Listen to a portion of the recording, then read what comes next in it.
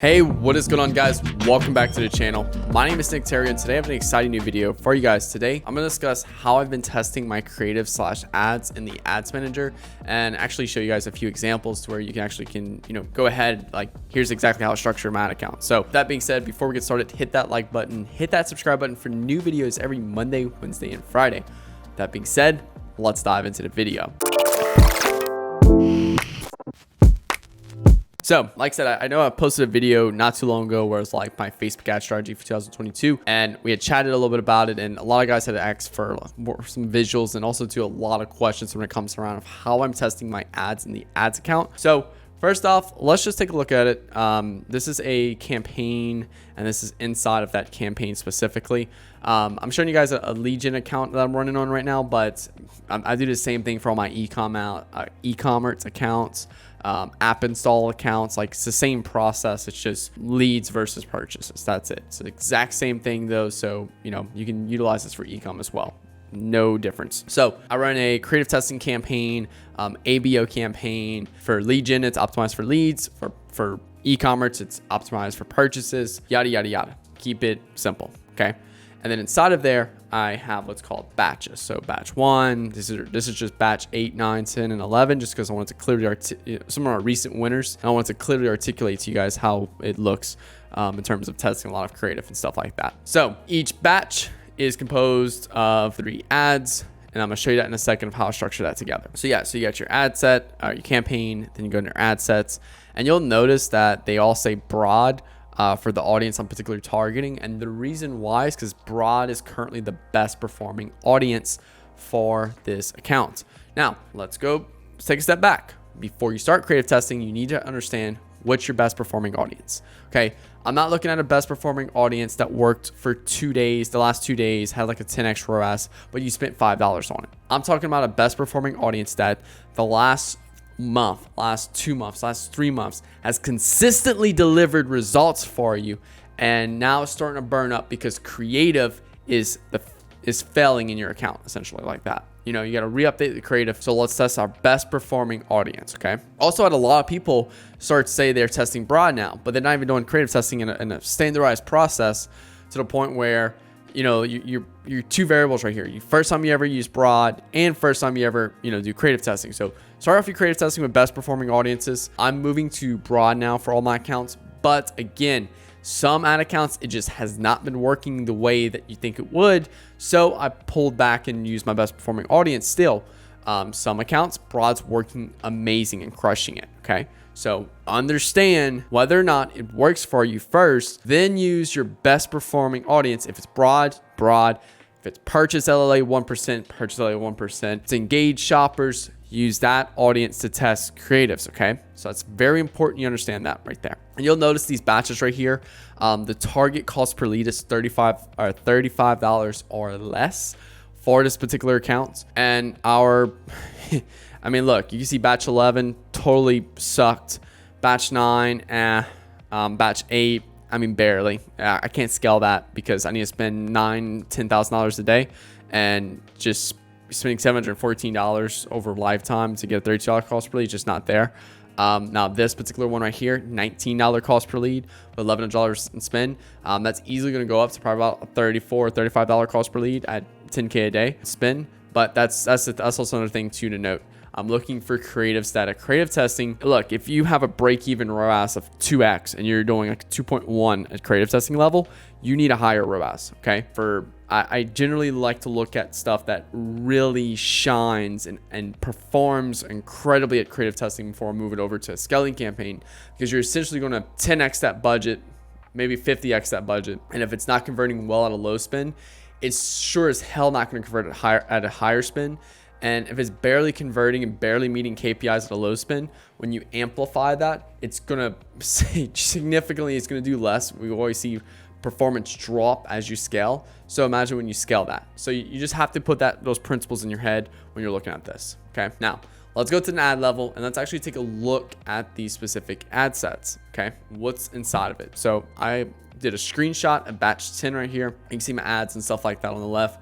I'm just kind of hit it a little bit for privacy issues with this particular client. So let's take a look at the account, these ads at an ad level, because I do not make decisions for creative testing at a ad set level. I make it at a ad level specifically. So that's also something too you really have to understand there. Everything's made done at an ad level when I'm doing creative testing. I'm not turning off, like this ad set right here, it's $116 cost per lead. I did not turn it off at the ad set level. I mean, it's turned off now because there was no ads running. I just did it for my own organizational purposes, but I turned off the ads first based off my rules, which I'll show you guys in a second. So all my decisions done at an ad level at a unique ad level. Okay. So I'm focused on what this ad does. I'm focused on what this ad does. I'm not focusing on this number at all. Okay, so you want to load in 1 of 4 ads with a minimum of $5 per ad for the daily budget. So we go back over here. You see right here, look at the daily budget for this for these ad sets. You want to do at least $5 per ad you put in there. So if you put 4 ads, you're going to do $20 a day budget. If you put 2 ads, you would do a $10 a day budget. Now, you do not have to do that. That's just the least. Okay. I'll do this account right now. I think we're doing, 50 to 60 bucks, and then we're scaling that up if it works by 20% a day before we move it into our scaling campaign. Now, there needs to be a theme between all of these ads here. Okay. Don't do a UGC video for one angle, a unboxing for another angle, and a carousel for some random angle. Okay. All ads that go in each of these batches should have either a new angle we're testing with 3 ad variations. So here's a new angle we're testing, and here's the 3 ad variations that can portray that and articulate that angle to our audience. Okay.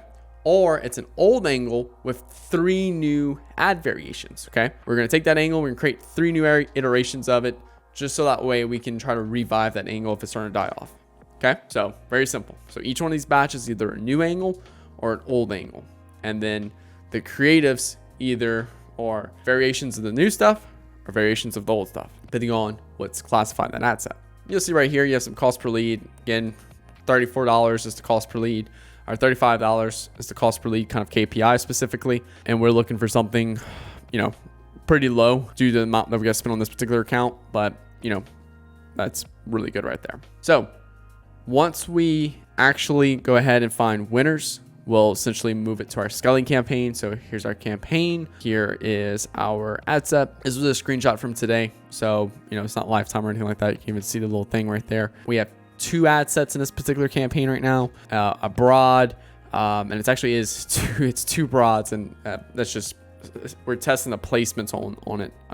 One broad is all placements with audience network, and one is just manual with 2 placements selected. So that's why you don't see them all in here. Cost per lead, I think like for today right now, it's like 30 bucks. Again, we're looking for 35 or less. So we're perfectly in our KPI margins. Okay.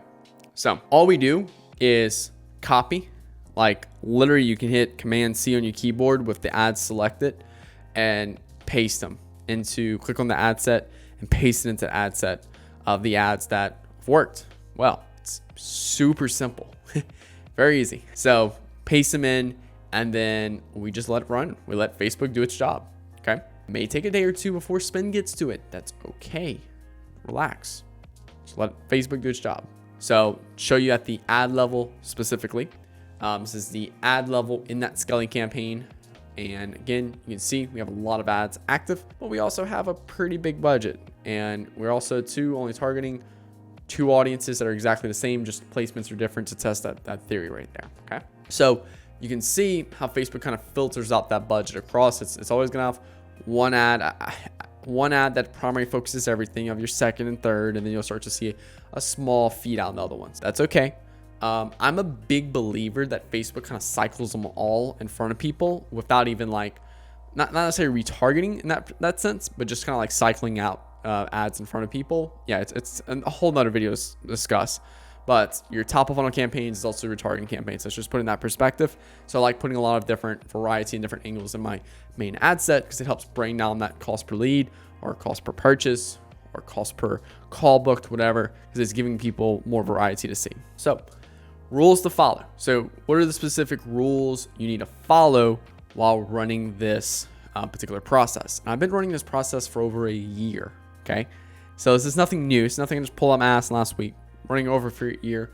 For a period of time, I was trying to do creative testing in a CBO campaign. I made a few videos on it. It worked, but I don't know. I prefer this for the stability side of that. You know, let's say, for example, if I have this CBO campaign with $7,200 in spend and Facebook decides to spend all of it on one ad set that's new and the ads suck, I just blew a few thousand for my client's money. So I personally prefer this where I'm testing a lot of low stuff, and I can also increase my testing and then I can just toss it into my main campaign specifically. Now, rules to follow, okay? Obviously, we talked about the ad set budget. You can spend more. We'll spend anywhere from $20 a day to $100 per day per ad set. Maybe if we have a bigger budget over $10,000 a day, we might do like $200, $300 per ad set. Just kind of depends. There's two things. I want the ads to run for at least 3 to 4 days. And then also too, I want to, and this is from a creative testing standpoint, I also want to spend a good bit on each one. And we're going to talk about that in a second. Okay. Do not turn off ad sets in creative testing, only ads. Make all of your decisions in creative testing based off this performance. So if this ad sucks, I'm just going to simply turn it off. I'm not going to turn off the ad set. I'm not going to turn off all of them. I'm going to turn off just that one particular ad. And then it's going to force spin to go to the other ones. Okay. So you guys understand that too. So what are the ad kill rules? Okay. So we want to look at lifetime spend, and this is going to a creative testing campaign specifically, and inside of a creative testing campaign, inside of a batch, okay, which is an ad set. Okay. So let's say if we're looking at this is batch 10, we're inside of batch 10, which is this ad set, batch 10. Here's the 4 creatives. I'm putting the lifetime spin on, or lifetime little date range. I think it's maximum now.